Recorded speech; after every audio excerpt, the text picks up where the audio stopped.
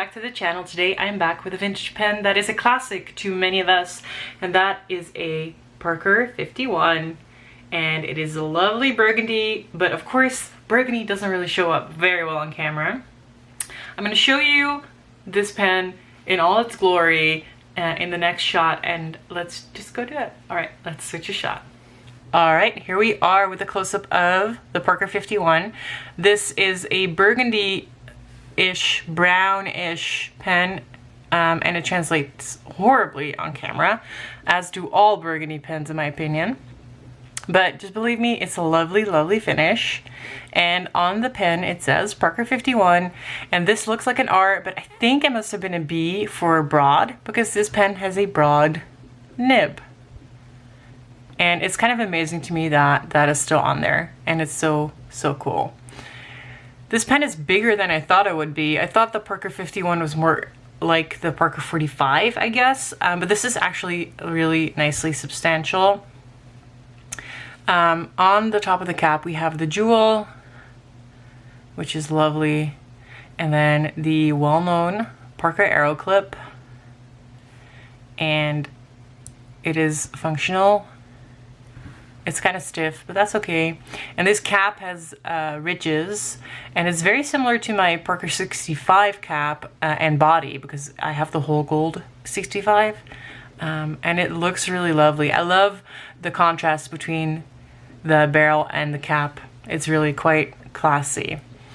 The end of the cap says which model it is. I'm trying to get it to focus, but it doesn't really want to. It's a 51, and there it says Parker, and then here you have 51 again, and there's the logo, and it says made in England, so this is an English Parker 51. Now, the Parkers are pens, Parker 51s specifically, with fully hooded nibs.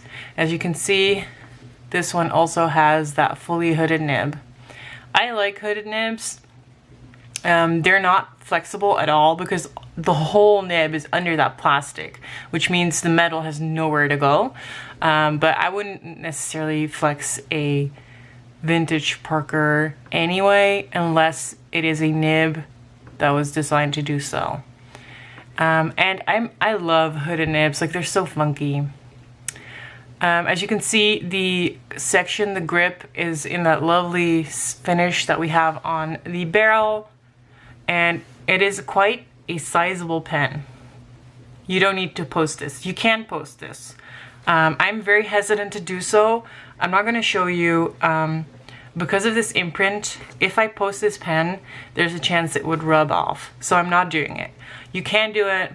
If I feel the weight of the cap, it will become a little back heavy. This pen is quite long. I don't think you need to post it. Also, it's not my pen, so I don't want to ruin that. Silver like section band right there, and when you unscrew it, you can see that this is a filler that is attached to the section. So this is like a squeeze filler. It's like an embedded converter, basically. This is a sack.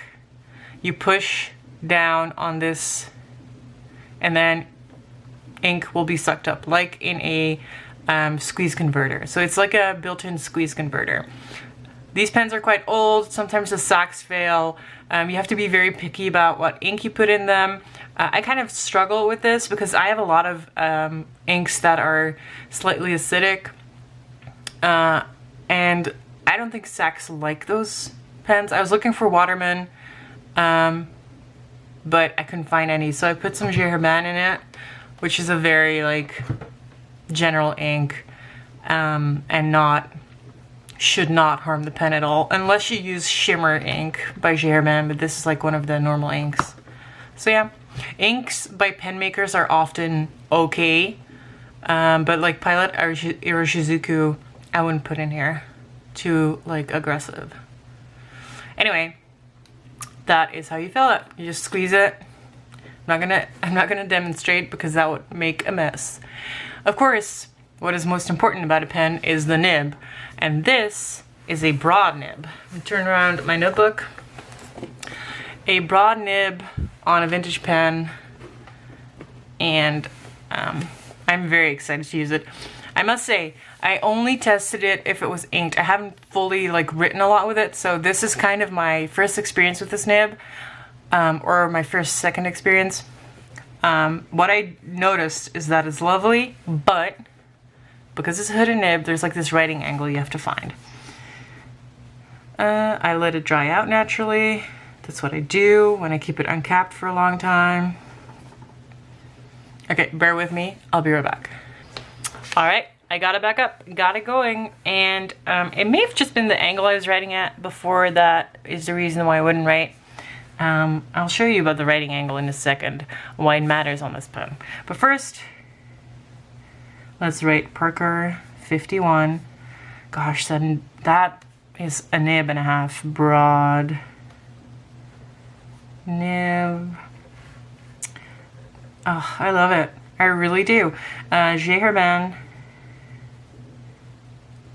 And it's a name I can't really pronounce, but it's a blue.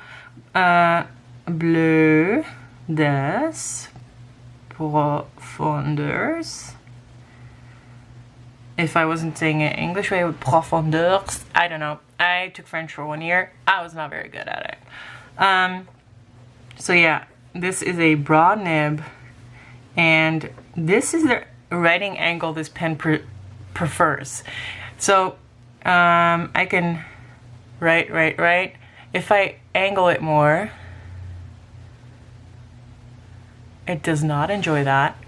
So it really needs to be in that straight angle right there.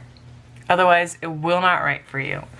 Now, the other pen that has this, for example, is a Lamy 2000. Some people can't really write with the 2000 because it does that